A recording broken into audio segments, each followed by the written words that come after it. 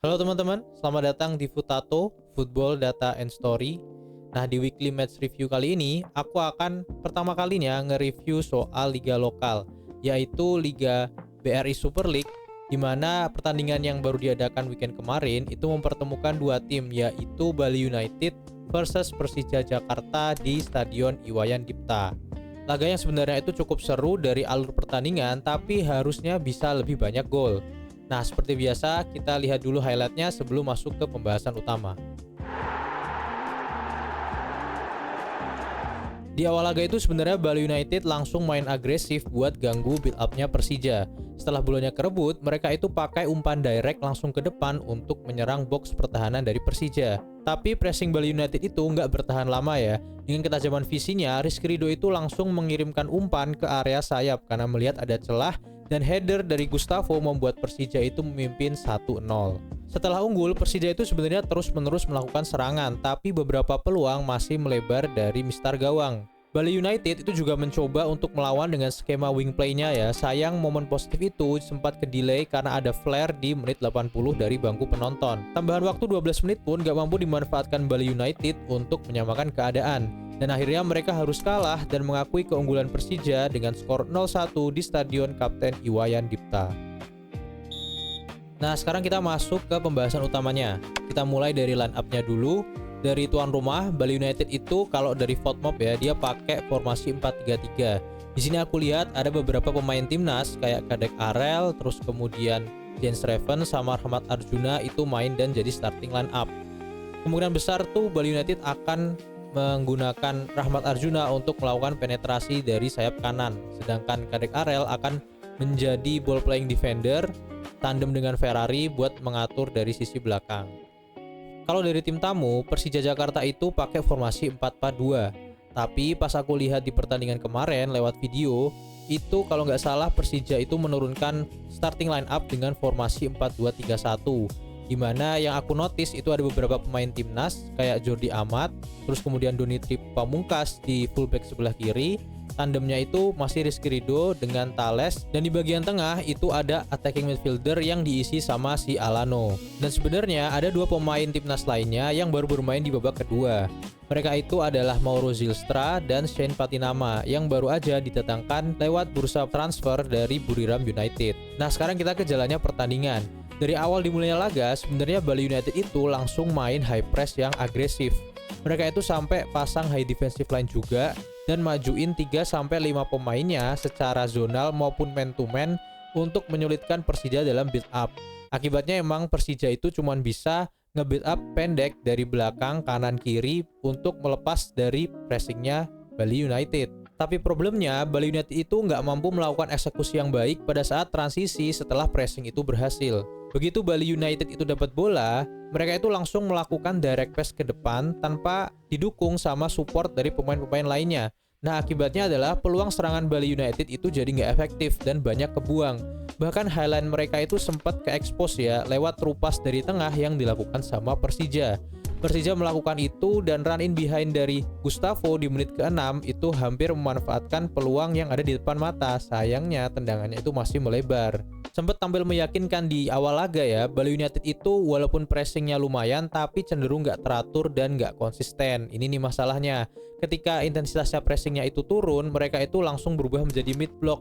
Dan pada menit ke-7 justru muncul celah di sisi pertahanan Bali United yang akan diekspos oleh Persija. Nah, bicara soal Persija berarti bermain bola dari belakang. Persija itu build up dengan struktur yang cukup rapi ya. Jadi Rizky Ridho itu aku sering lihat dia jadi kayak main man-nya lah dalam pertahanan.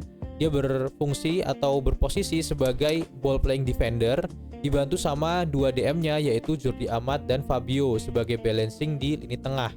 Nah, si Alano yang tadi aku bilang IMF itu kadang juga ikut turun ke tengah untuk ngebantu build up. Saat fase possession, formasi 4 back-nya Persija itu akan berubah ke shape 3 back. Menurutku ini lebih aman ya, karena Rizky Ridho itu akan tandem sama Thales dan Donitri Pamungkas yang awalnya itu fullback, di sebelah kiri dia akan geser menjadi inverted fullback. Sedangkan untuk bertahan, Persija itu menggunakan formasi 4-4-2 mid block.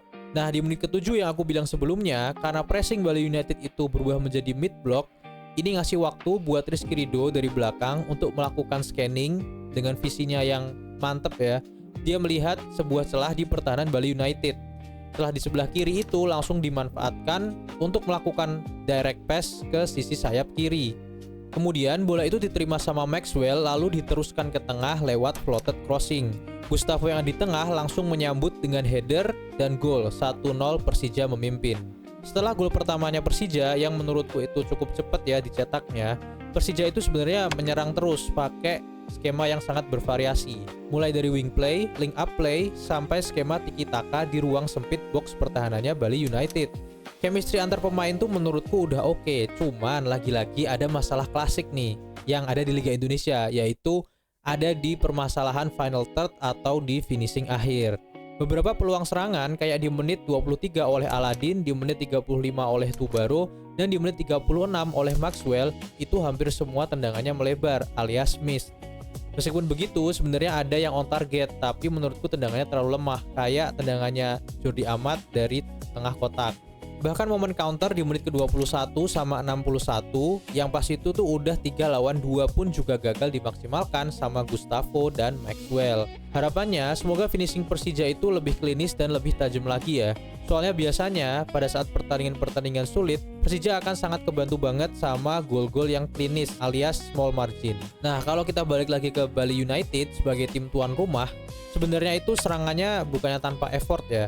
Di menit ke-20-an sama akhir 80-an, Bali United itu sempat pegang kendali. Mereka sempat melakukan control possession, main bola dari belakang, build up dari belakang, dan mencoba menyerang lewat sayap dengan menggunakan beberapa kali switch play. Nah, tapi jarang banget nih yang sampai masuk dan mengancam box Persija, karena Bali United itu menurutku seringnya itu mengandalkan skill individu daripada permainan team play ya.